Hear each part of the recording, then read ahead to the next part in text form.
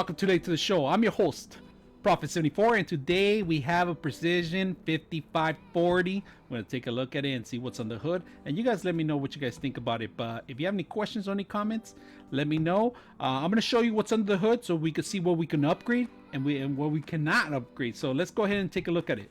Let's open it up and see what we get when we first get the machine. So let's go ahead and turn it around. Let's get it open. Oh man, this slick look is really thin. I like this whole around slick area.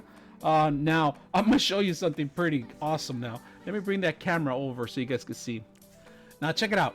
The camera normally is on the top, and today they have it here on the bottom. I like that.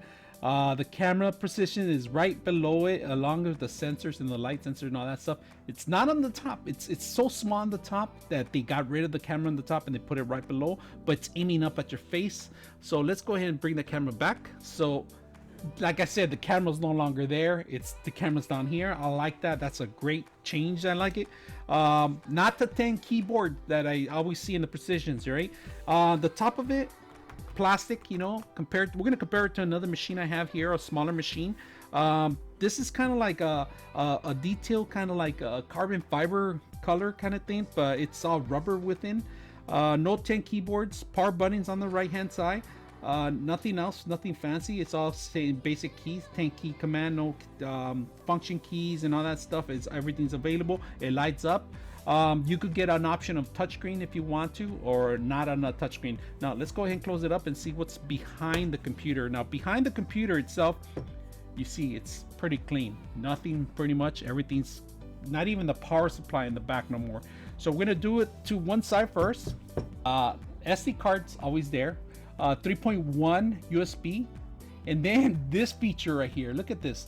It's actually power indicator. So when you're traveling, you don't know how much battery you have. You can just hit that little button. Let me see if I can get that little button going, and it lights up and it tells you how much battery you have. And then the lock mechanism, of course, if you ever lock it up or something. Not that bad. I like this new feature. This is a plus. I've never seen it in other machines, but you get the power supply, 3.1, HDMI, and then the type C, and then you get the audio jack 3.5 input. That's pretty much what you get. In front of it, nothing but the latch. That's it. It's very slim, details very small. Base of it, it's all aluminum. It feels exactly like a MacBook Pro. Heavy as a MacBook Pro because it's aluminum base in the bottom and in the front too. So I like that feature. That's a great feature. Now let's go ahead and take a look at what's under the hood and if it's even worth it. So let's see what it has. So I'm gonna put all the details in here. It does have an NVIDIA right now currently. We're gonna put all the details in there so you guys can see the description if it's a good system for you guys. But let me know. It pretty much handles anything that you could throw at it. If you guys are looking for a good gaming machine, this is a great gaming machine. It could pretty much handle anything from Roblox to Call of Duty to Modern War to pretty much everything that's out there right now. Apex, it could handle all that stuff on the road. And like I said, it's very slim, very sturdy, very strong, and it has a couple life batteries. And in fact, if you kill the keyboard lighting, it'll give you more battery to it. So that's just a fact right there. So let's go ahead and take a look at what's under the hood. All right, let's take a look at it. What's under the hood? So on this particular model, you have to use a little star. Little tiny petite. They don't have the screw Phillips no more. They removed that now. It's all sturdy. It looks very good. Good connection. Now these are very small. They're super tiny screws, so we're gonna make sure we don't lose them.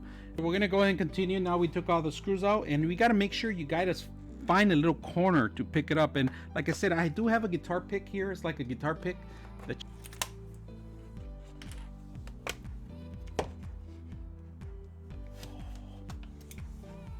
So let me move just a little bit to the right here so you guys can see some of the stuff. All right, so we're going to talk a little bit about the details on the machine itself. If you guys can see right now, this is where the OS at. The M.2 is connected here right now, and currently right now it's I believe it's a 512 gigabytes, but we're going to put the details in here what it is. The battery itself, it's pretty large. It takes more than the half of the space on one direction. Of course, if you guys can see, the battery expands very long from here to here. And of course, they give you details on how to remove the battery in case you got to replace it down the line. And let me move this a little bit higher so you guys can see a little bit more details on it. So right now, currently you have one here, one screw here, another screw here, here, and here, and here, and here, and here. Now there is a connection here between the battery and the motherboard that you got to make sure you replace it. And it actually, it's right here. If you guys can see it, there is one connection that you have to change. It's right here, the connection to the battery. If you guys can see that, this battery, it expands the whole length of the actual system. And this is very replaceable, easy to replace. In case it starts failing in about a year or so, you can always come back and replace it. Now, they do give you 2 slots for the actual memory, if you guys can see it here. Right now, currently, we have 16 gigs, but you could actually add more than up to 64 if you can. Currently, the memory is a little expensive, so maybe 16 and 16 will make, you could get a 32 or something like that.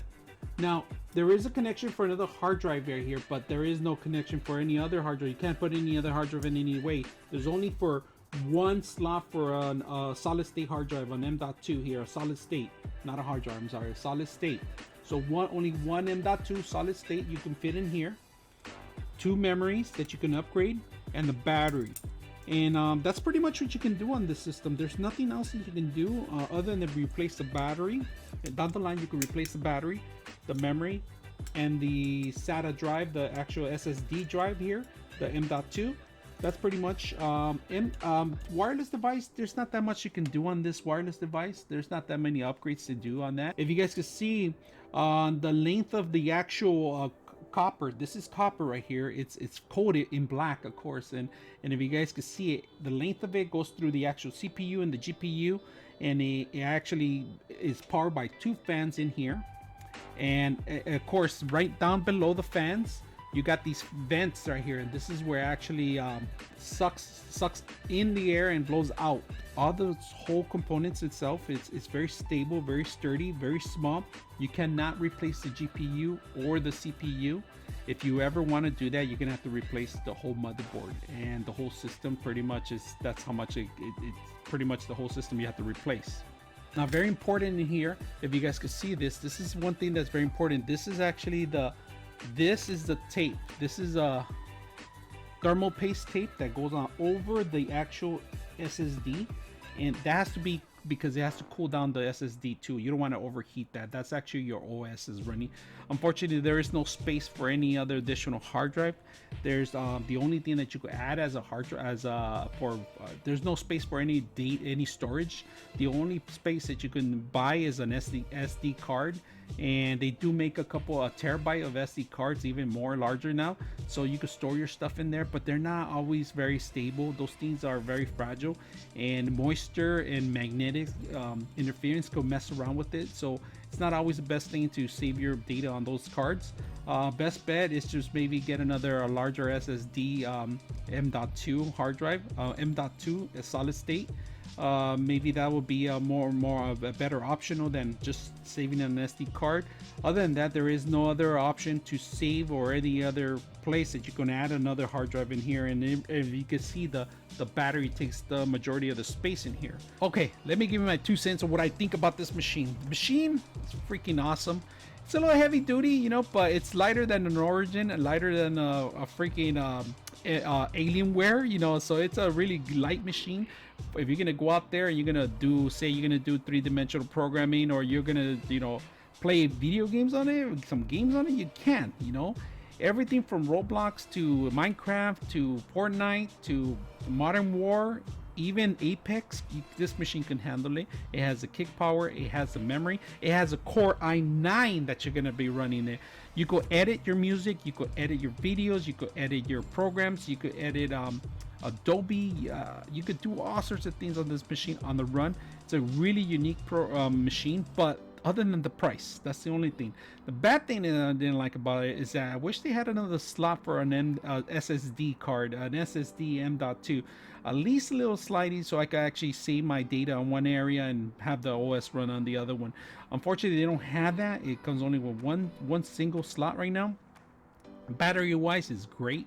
They got rid of a lot of ports. They don't have a lot of USBs on the side of it. That's one thing that I didn't like about it too. But other than that, they have a great docking station now. It's not even a docking station. It's actually an actual system that you connect the Type C connection right to the side of the computer and make it run.